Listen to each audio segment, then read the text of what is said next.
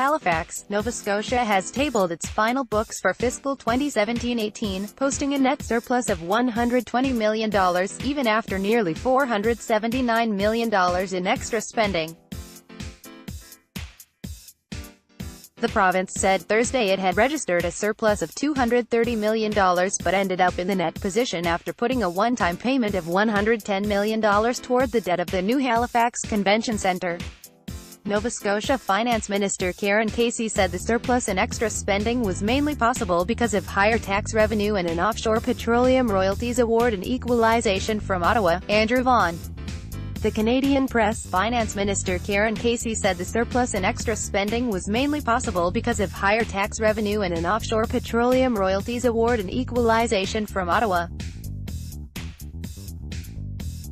The additional appropriations were the most registered since then Premier John Ham's Tories spent $658.7 million in fiscal 1999-2000. "We were fortunate to have those awards this year, but it's something you can't plan for and you can't spend more than once," Casey told reporters.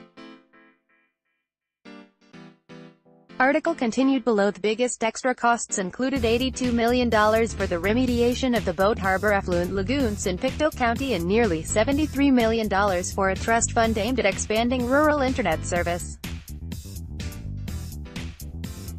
The top-ups in both cases means the Boat Harbor cleanup, originally estimated at $52 million, has now ballooned to an estimated $217 million, while the Internet Trust Fund stands at $193 million. Casey was asked whether the province was building up large surpluses on the backs of a public that has made it clear they want more spent on priority areas such as health and education. The province said it'd spend an extra $14 million to meet rising demand for healthcare services and higher costs for long-term care. "Each year there's been more money going into healthcare and education," Casey said before defending how the extra spending was allocated. "You have one-time spending when you have a prior year adjustment.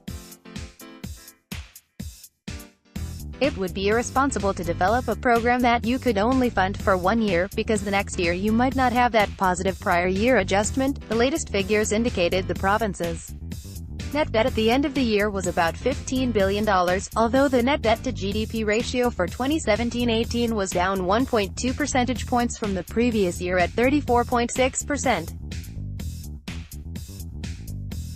Article continued below. Casey said that keeps the province on track towards the goal set out in one Nova Scotia report of 30% by 2024. Progressive Conservative House Leader Chris D'Entremont questioned the Liberal government's priorities given the large surplus that was registered. At the end of the day, with $230 million to work with, what other investments could government have done when we are looking at a doctor shortage crisis, and looking at education and questioning how we are going to go forward, said D'Entremont. NDP leader Gary Burrell said the figures show the Liberals are continuing to neglect issues around long-term care, including new nursing homes and improving the ratio of staff to patients and facilities. "We could have opened up a lot of nursing homes if we had taken this kind of a surplus and moved it toward this kind of investment," Burrell said. The surplus was the second consecutive registered by the Liberal government of Premier Stephen McNeil. In March, the government tabled its 2018-19 budget, which projected a third consecutive surplus of $29.4 million.